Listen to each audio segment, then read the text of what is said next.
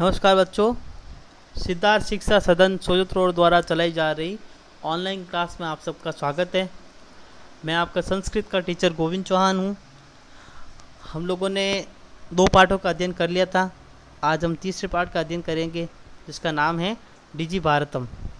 Digital Bharat के बारे में ये पाठ है। तो देखिए उसके बारे में सबसे पहले हम उसके शब्दार्थ पढ़ते हैं। शब्दार्थ में आप देखिए, पहला शब्द है जिज्ञासा।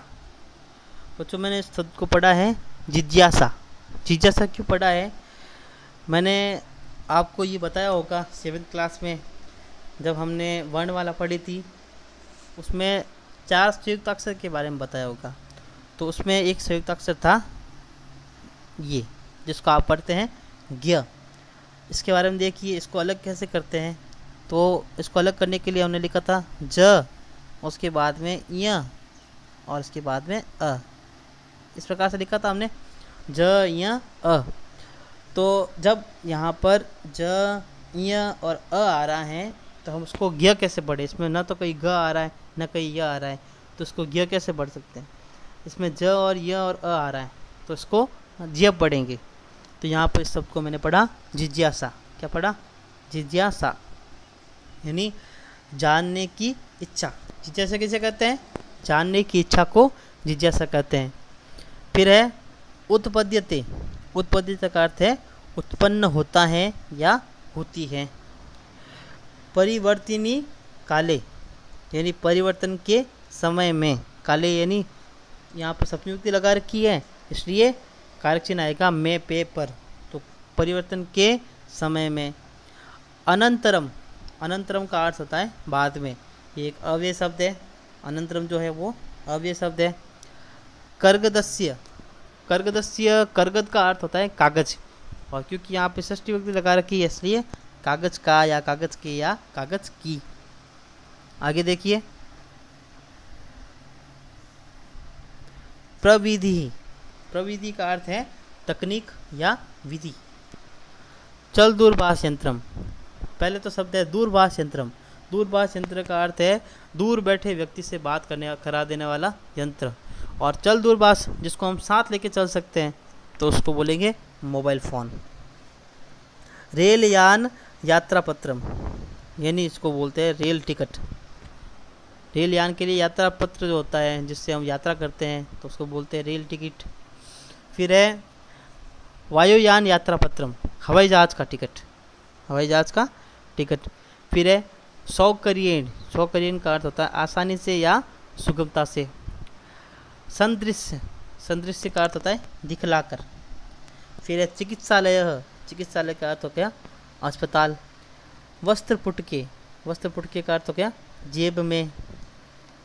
फिर देखिए द्रुत गत्या। द्रुत गत्या का अर्थ हो गया तेज गति से या तीव्र गति से। और शुल्कम का अर्थ हो गया फीस। तो हमने इनके शब्दार्थ पढ़ लिए हैं। अब हमें पाठ पढ़ने में आसानी होगी। पाठ को आप ध्यान से सुनेंगे, जैसा मैं समझा रहा हूँ वैसे ही आपको उसका हिंदी अनुवाद भी लिखना है। तो चलो देखो पाठ शुरू करते हैं। तो आपके पाठ का नाम है डिजी भारतम, यानी डिजिटल भारत। डिजी भारतम, डिजिटल भारत। प्रस्तुत पाठ डिजिटल इंडिया के मूल भाव को लेकर लिखा गया है। ये जो पाठ जो है वो डिजिटल इंडिया के मूल भाव को लेकर लिखा गया है। एक निबंधात्मक पाठ है। कैसा पाठ है? निबंधात्मक। अब आप लोगों ने निबंधात्मक प्रश्न के अंदर एक ये तो लिखा ही होगा कि एक निबंधात्मक प्रश्न के अंदर आपको लिखना होता है निम्न में से किसी एक विषय के ऊपर निबंध लिखिए। निबंध लिखने के लिए हमको बोलते हैं, फिर हमको एक विषय देते हैं जिसमें हमें 3 पृष्ठों में या 4 पृष्ठों में निबंध लिखना होता है 300 शब्दों का। ये प्रश्न जब आप अभी 8th में हो, 10th तक आओगे तब ये और बड़ा होता जाएगा। और हिंदी में तो ये प्रश्न से और आता है कि किसी एक विषय पे आप निबंध लिखिए। तो एक प्रकार से ये निबंधात्मक प्रश्न हो गया, ये निबंध ही हो गया। डिजिटल भारत के ऊपर एक निबंध लिखा हुआ है, ठीक है। तो ये निबंधात्मक पाठ है।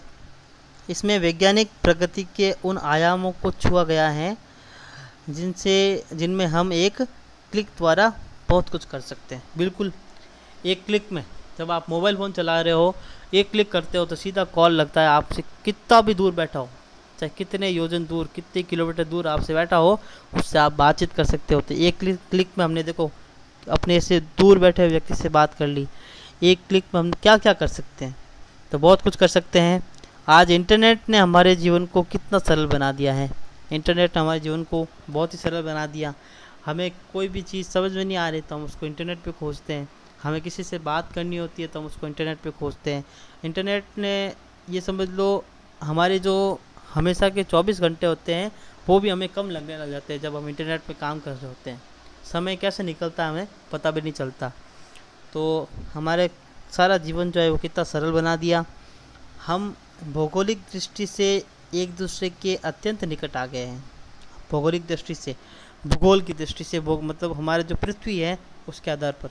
अब पुराने ज़माने में एक जगह से दूसरी जगह संदेश भेजने के लिए या तो किसी व्यक्ति को घोड़े पे बैठा के वगैरह भेजा जाता था, या कबूतर के माध्यम से भेजते थे।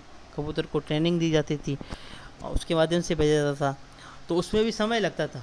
मान लो कोई व्यक्ति 100-150 किलोमीटर दूर हो तो कबूतर को भी उड़ान भरने में, पहुंचने में टाइम लगता है। व्यक्ति कोई अगर जाता, पैदल जाता तो उसको काफ़ी टाइम लग जाता, घोड़े पर जाता तो भी टाइम लगता।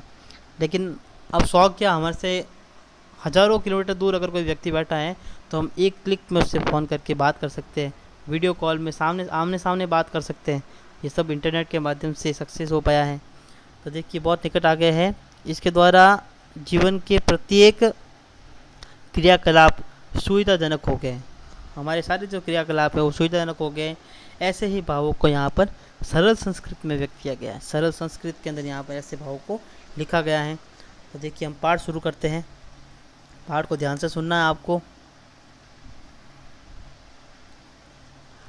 अद्य संपूर्ण विश्वे डिजिटल इंडिया इत्यस्य चर्चा सूयते हैं। आज जो है वो संपूर्ण विश्व में हम डिजिटल इंडिया जो है इस शब्द की चर्चा सुनते हैं। अस्य पदस्य कः भाव इति मनसि जिज्ञासा उत्पद्यते। इस जो पद का भाव क्या है, ये मन में हमारी जिज्ञासा उत्पन्न होती है। काल परिवर्ततेन वर्तनेन सह मानवस्य आवश्यकता अपि परिवर्तते। काल परिवर्तन के साथ में मानव की आवश्यकता भी परिवर्तित हुई। जैसे जैसे समय बदला वैसे वैसे मानव की आवश्यकता भी बदली। प्राचीन काले ज्ञानस्य आदानं प्रदानं मौखिकमासीत्। प्राचीन काल में ज्ञान का जो आदान और प्रदान था, प्राचीन काले यानी प्राचीन काल में, सप्तमी विभक्ति एक वचन। प्राचीन काल में ज्ञानस्य षष्ठी विभक्ति एक वचन, ज्ञान का आदान प्रदान मौखिकमासीत्, मौखिक रूप से आपस में एक दूसरे से बोल के बातचीत करते थे। विद्या च श्रुति परंपराया क्रियते स्म। और विद्या भी जो थी वो श्रुति परंपरा यानी सुनने की परंपरा से। अब आप सब बच्चे, आज जब मैं जो आपको पढ़ा रहा हूँ वो आप उसको उत्तर पुस्तिका में लिखेंगे, तो पहले ऐसा नहीं था। पहले सिर्फ गुरु बोलते थे और बच्चे सुनते थे। जो गुरु ने बोला उसी को सुनो और उसी को याद रखो। कुछ भी लिखने के लिए नहीं था उनके पास में। तो श्रुति परंपरा यानी सुनने की परंपरा से ग्रहित की जाती थी। अनंतरम तालपत्रोपरि भोजपत्रोपरि च लेखन कार्यम आरब्धम। उसके बाद तालपत्र या भोजपत्र जो है उसके ऊपर लेखन कार्य प्रारंभ किया। भोजपत्र जिस पर हम खाना खाते हैं, तो जैसे केले के पत्ते हो गए, तो उनके ऊपर लिखने का कार्य प्रारंभ किया। परवर्तिनी काले कर्गदस्य लेखन्याम च आविष्कार कारेण सर्वेषामेव मनोगतानां भावानां कर्गदोपरि लेखनम प्रारब्धम। अब उसके बाद परिवर्तनी काले यानी काल परिवर्तन जब हुआ, तब कागज और लेखनी का आविष्कार जो हुआ, तो उससे सर्वेषामेव सबका मनोगता नाम मन के, भावानाम यानी भाव, कागज के ऊपर लेखन प्रारंभ हुआ। जो भी आपके मन के भाव थे उसको कागज के ऊपर लिखना प्रारंभ हुआ।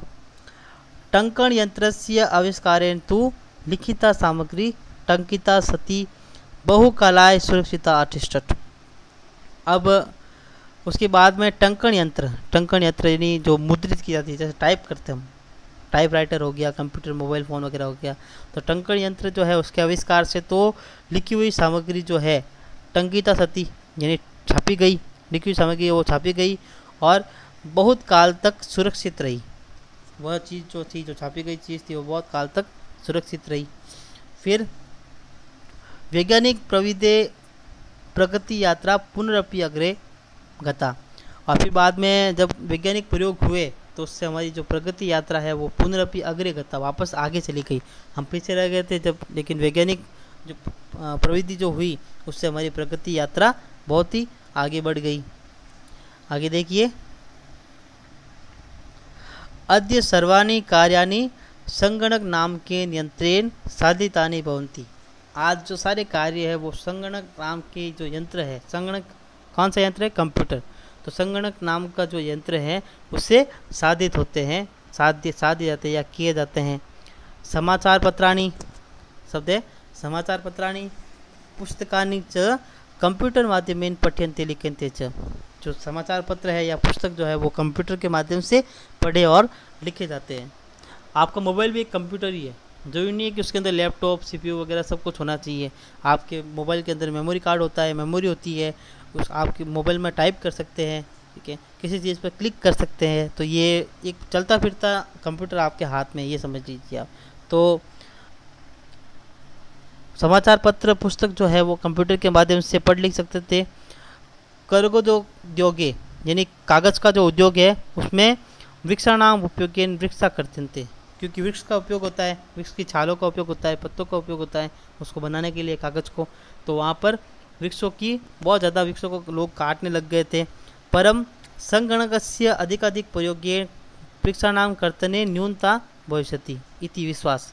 लेकिन संगणक जो है, कंप्यूटर का उपयोग अधिक अगर हम उपयोग करेंगे, हम इंटरनेट का उपयोग करेंगे या टंकन जो मुद्रित सामग्री होती है उनका उपयोग करेंगे, तो वृक्षों को जो काटते हैं उसमें न्यूनता यानी कमी होगी, ये हमारा विश्वास है।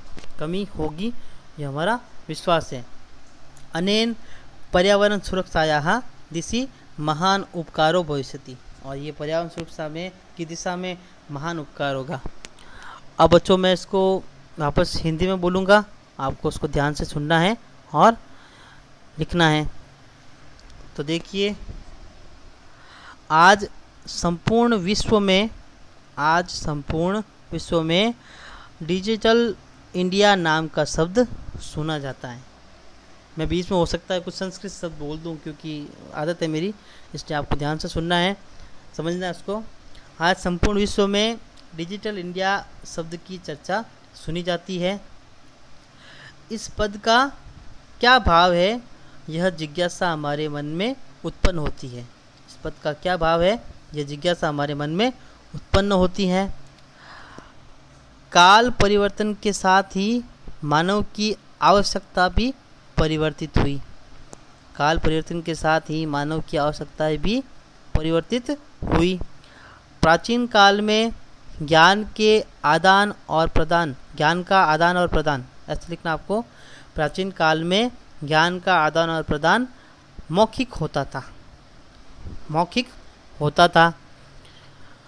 विद्या भी सुनने की परंपरा से ग्रहण की जाती थी, सुनने की परंपरा से यानी सुनकर ग्रहण की जाती थी। तो आपको लिखना है, विद्या भी सुनकर ग्रहण की जाती थी।